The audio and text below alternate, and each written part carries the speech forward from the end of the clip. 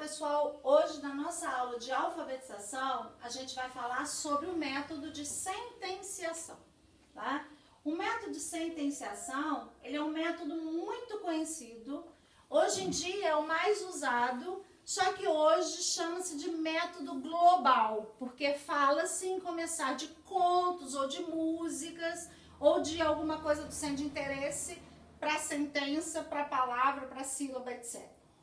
As bases do método de sentenciação são as mesmas do método de palavração. Só que o método de palavração, ele parte de uma palavra. O de sentenciação parte de uma frase, ok? Ou de uma oração, de um texto, né? Então, vamos lá. A gente vai desenvolvendo a oralidade da criança muito antes de começar a escrita, a gente tem falado disso muito, né? Ele é fundamental na construção da leitura e da escrita a partir de frases ou pequenos textos. Textos de 3, 4, 5 frases ligadas pelo sentido, né? Há anos atrás, eu lembro que a alfabetização, a gente ensinava as crianças a escreverem textos pequenos, tipo assim: a mamãe vê a saia e ela gosta da saia e ela compra a saia. É um texto, né? Ele tem início, meio e fim. Viu, início. Gostou, meio. Comprou, fim, acabou a história, né? Então, pode ser por aí essa sentença, ok? Não tem que ser uma frase simples assim: a mamãe vê a saia só. Pode ser um texto, uma frase contextualizada. Valoriza a aprendizagem a partir de um contexto significativo, não são palavras soltas, não são sílabas soltas, é um textozinho, né, ou uma frase com significação. Respeita o tempo da turma, né? Eu só vou adquirir um novo texto, só vou passar por uma nova fase, numa nova oração, se a maioria da turma já contextualizou e já domina aquilo que está sendo trabalhado, né? Incentiva a criatividade, porque ele começa na frase, olha só que legal. A rotina dele é assim: ele começa na frase, ele vai para a palavra, para a sílaba, para a letra, para a sílaba, para a palavra e para uma nova frase. Então ele começou na frase, faz todo o processo e termina numa outra frase. A frase que ele começou foi trazida pela professora ou foi despertada pela turma, e que ele terminou foi produzida pelo aluno. Então o aluno passa por todo esse processo para chegar ao final e culminar com o início, né? Isso é muito legal.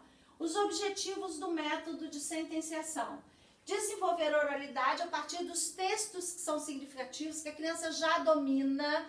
Eu não vou utilizar um texto que a criança não conheça ou uma música que a criança não conheça. Ela já domina, já é do repertório dela. Favorece a criatividade e a produtividade, porque ele vai criar a frase dele ao final. Desperta o interesse por leituras textuais. A criança que é alfabetizada por esse método, ela gosta de pegar um livrinho de leitura, ela gosta de desmembrar frases que ela ainda não domina, utiliza a escrita e a leitura como forma de produzir e decodificar as mensagens que ela recebe. E reflete sobre as práticas significativas. Isso acontece sempre. Quais são as etapas do método? Né? Vamos lá. Explora situações para surgir o texto. Então, vamos supor que nós estejamos nessa semana cantando com as crianças, brincando com as crianças em relação à música do Sapo Não Lava o Pé. Eles já estão acostumados, eles já estão familiarizados, eles sabem cantar de frente para trás, de trás para frente, na linguagem do A, do E, do I, do O, do U. Eles já sabem essa música assim, em todas as partes. Daí eu vou utilizar, eu quero trabalhar com eles a palavra sapo, porque eu quero trabalhar a família silábica do Sá. Então eu canto com eles, a gente faz algumas brincadeiras, depois eu vou ao quadro, escrevo com eles, ou já trago no blocão, na folha 40 quilos, qualquer coisa assim, a letra da música. E eu vou cantando e passando o dedo com eles e destaco a palavra sapo. E todas as vezes que tem a palavra sapo na música, eu vou lá e circulo, destaco de alguma forma. Eles vão perceber que o sapo está ali. O cérebro deles já vai fotografar como escreve a palavra sapo. E eu falo assim: gente, vamos cantar de novo. Toda vez que a gente falar a palavra sapo, bate a palma. É uma forma do cérebro ir guardando o som, a fonetização do sapo com o visual. Quando passa ali, fala sapo. Então ele já identificou como escreve, como lê, como escreve, como lê. Aí eu escrevo, né, já falei, e leio várias vezes depois. Tirei a frase, o sapo não lava o pé da música. Escrevi só ela agora no quadro e vou ler várias vezes. Ó, o sapo não lava o pé. O que está escrito aqui, gente? O sapo não lava o pé. O não lava o pé. Várias vezes apontando a palavra sapo. Né? Depois eu trabalho as operações sintáticas. O que é isso? Né?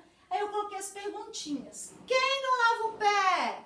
O sapo. O que o sapo não faz? Não lava o pé. O que o sapo não lava? O pé. Onde que ele não lava o pé? Na lagoa. Então faz essas perguntas para a criança já aprender o que é interpretação textual. Sem começar a fazer de forma escrita, ela já está fazendo oralmente, o cérebro dela vai absorvendo as informações, né? Aí a gente vai colocar essa palavra sapo em vários contextos. No contexto da música o sapo não lava o pé. Mas eu posso falar escrever para eles no quadro assim, o sapo casou com a sapa. O sapo é verde. O sapo mora na lagoa. Eu escrevo várias frases soltas dentro do mesmo contexto, falando do mesmo personagem, para ele entender que a palavra sapo não cabe só na música, cabe em outras situações também, né?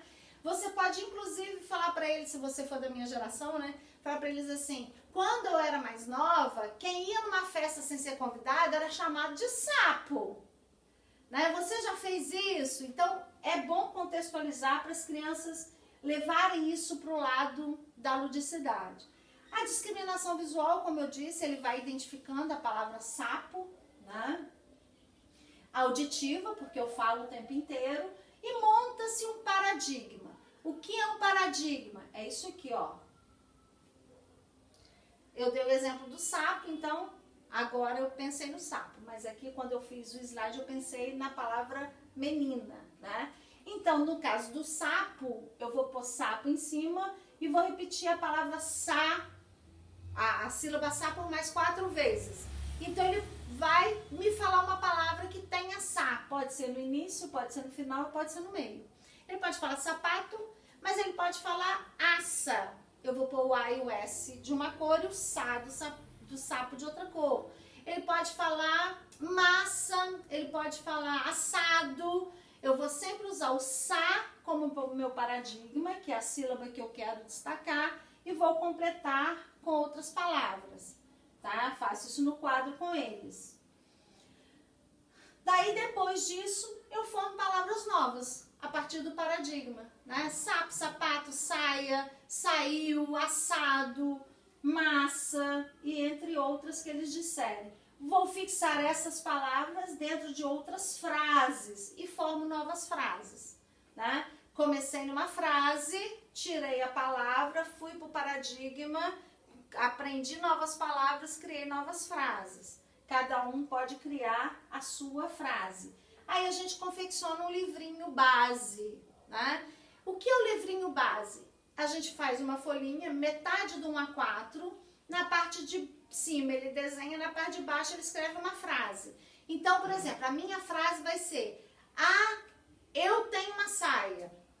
Ou a minha saia é rosa. A do meu amigo do lado é: ganhei um sapato. O sa vai estar de uma cor e o restante de outra. Então, geralmente a gente faz o sa com lápis de cor vermelho e o restante com lápis de escrever preto. Esse é o nosso livro base da sílaba do sa. Terminei isso, aí eu vou lançar a família silábica completa. Saí da frase, fui para a palavra, fui para uma sílaba específica de paradigma, depois eu apresento a família silábica completa, ok? Esses são os grafemas que o método recomenda, né? Eu trabalho nos 2 primeiros meses um por dia, depois eu começo a trabalhar, um por semana, desculpa, depois eu começo a trabalhar 2 por semana e depois 3 por semana, tá? Então, vocês têm, esses são todos os grafemas apresentados para serem trabalhados durante todo o ano, ok? Qualquer dúvida, a gente tira na nossa aula. Por hoje é só. Valeu, pessoal. Obrigada.